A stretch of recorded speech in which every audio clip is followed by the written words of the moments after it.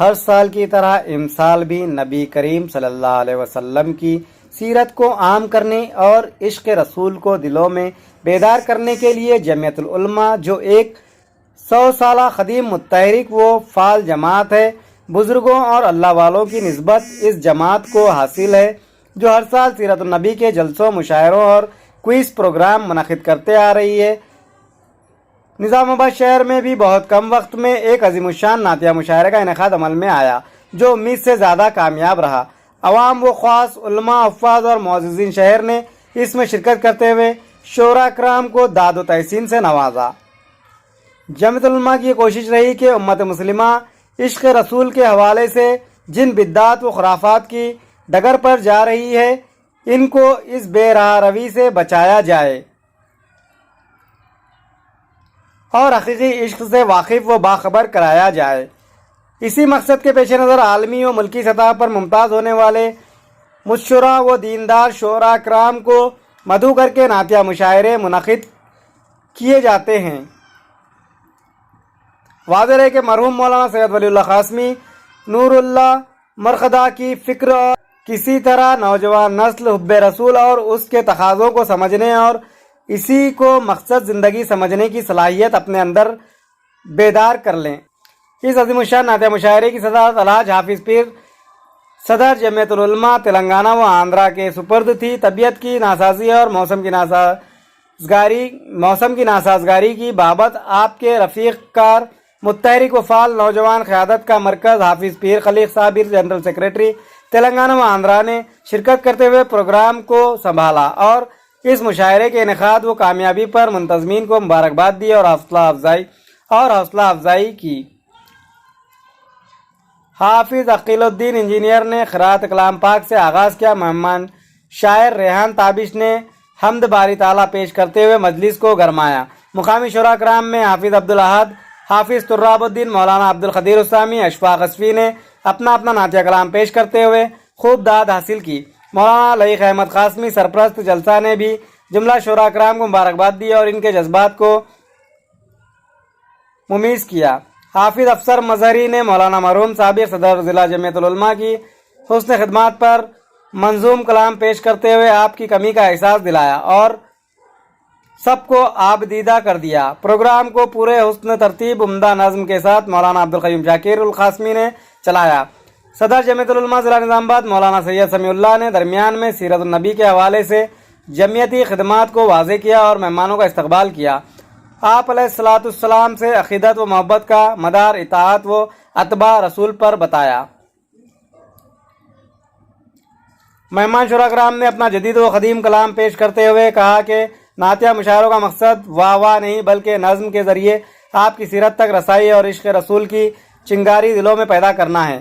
حافظ علیم الدین واحد نے شان رسالت میں ہونے والی گستاخیوں کا منہ توڑ جواب دیتے ہوئے بہت اچھا کلام سنایا اور کہا کہ رسول اللہ کی شان میں گستاخی کرنے والے چاند پر انگلی اٹھا رہے ہیں، جو بالکل ناروا بات ہے اور اوپر تھوکا اکثر منہ پر آتا ہے کہ مترادف ہے۔ مولانا پیر عبدالوہاب عمیر قاسمی نے روزہ رسول کے پاس پڑھی ہوئی نعتیہ شاعری کرتے ہوئے اپنی سنجیدہ و مترنم آواز سے سامعین کا دل جیتا۔ قاری ریحان تابش نے بھی اپنا حق ادا کرتے ہوئے عمدہ کلام پیش کیا، جس پر سامعین کے بہت ساری فرمائشیں بھی آئی اور کہا کہ نعت نبی ایک مقدس پیشہ ہے، اس کو معمولی نہ سمجھا جائے۔ استاد الشعراء نابینا عالم دین مولانا احسان محسن قاسمی اپنا درد بھرا کلام پیش کیا اور اللہ کے ذکر سے مجلس کو گرمایا۔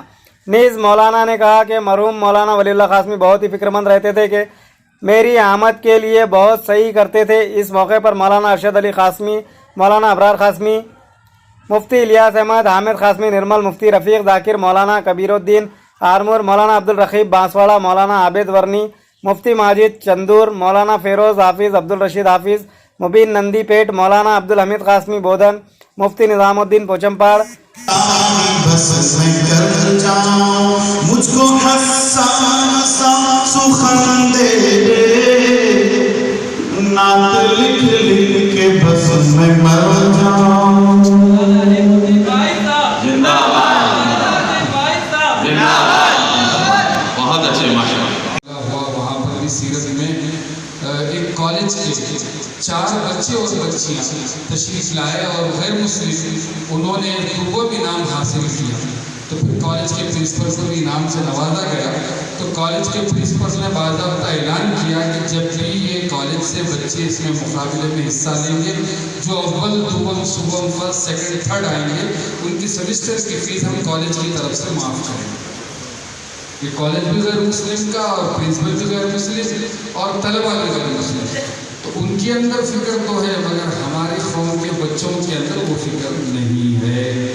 ان کے اندر کس کی سیرت آ رہی، موبائل کی سیرت آ رہی، فلاں کی سیرت آ رہی، سب چیزوں کی سیرت آ رہی، اور آپ صلی اللہ علیہ وسلم کی سیرت نہیں آئی۔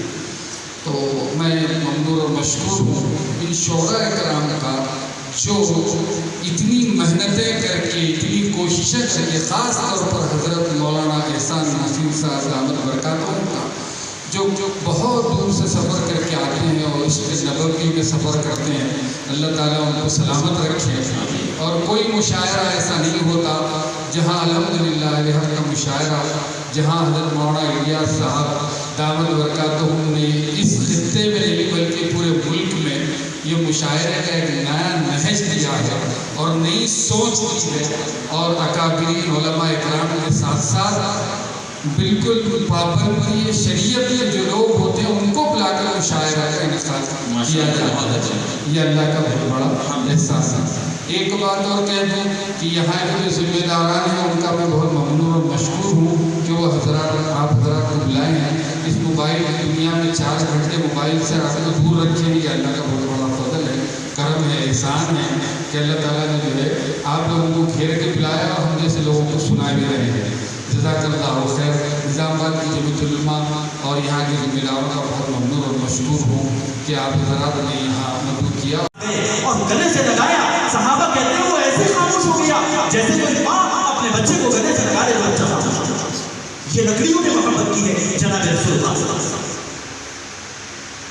بچپن کا زمانہ ہے، ابھی آپ کو نبی نہیں بنایا گیا، آپ حلیمہ کے گھر میں دودھ پی رہے ہیں اور تھوڑے سے بڑے ہو گئے آپ۔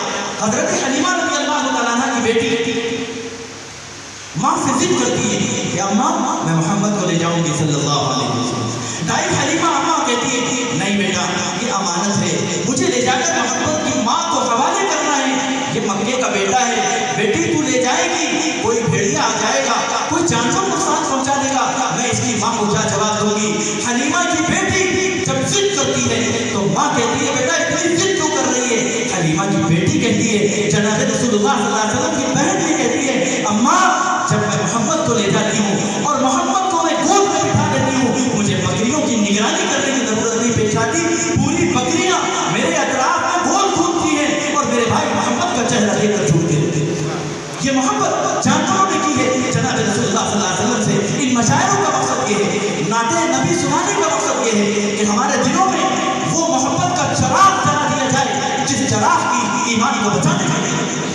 آج دعوے بہت ہوتا، آج باتیں بہت ہوتی، عمل ہماری زندگی کے اندر نہیں ہے۔ ان مشاعروں کا مقصد یہی ہے، ان شعراء کو دور دور سے بلا کر سفر کی تکلیفیں لے کر ان کو بے آرام کر کے ان کو جو ہے اتنی دور دور سے بلا کر ہمارے اکابر علماء، جنت علماء آپ حضرات کو نعت نبی اسی لیے سنانا چاہتی ہے کہ ہمارے دل میں حضور پاک علیہ الصلوۃ والسلام کی محبت کا عشق کا چراغ جلا دیا جائے۔ اللہ کرے کہ یہ مشاعرہ ہمارے دل میں عشق نبی اور محبت نبی کے چراغ جلانے کا کام کرے۔ وآخر دعوانا کے کاموں کی حفاظت کی جائے، ان کے کاموں کو آگے بڑھایا جائے۔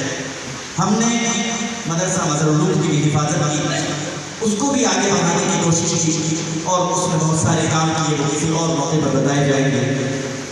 اسی طرح مکہ مسجد میں خدمت کا موقع اللہ نے دیا، میں اللہ کا شکر ادا کرتا ہوں۔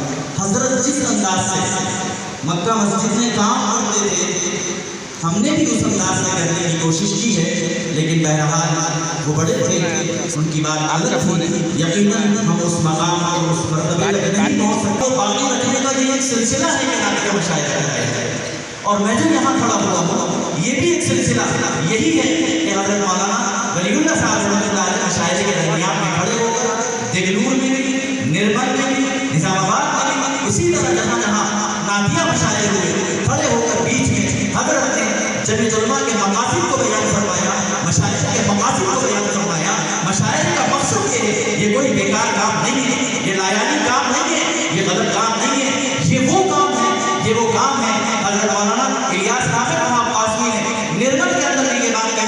کہ جناب رسول اللہ صلی اللہ علیہ وسلم نے حضرت حسان بن ثابت کو ممبر پر بٹھایا اور بٹھانے کے بعد کہا کہ حسان تم نعت پڑھو، تم نعت نبی پڑھو۔ جناب رسول اللہ صلی اللہ علیہ وسلم نیچے بیٹھے اور حسان رضی اللہ عنہ کی زبان سے بات سنی اور خوش ہو کر اپنی چادر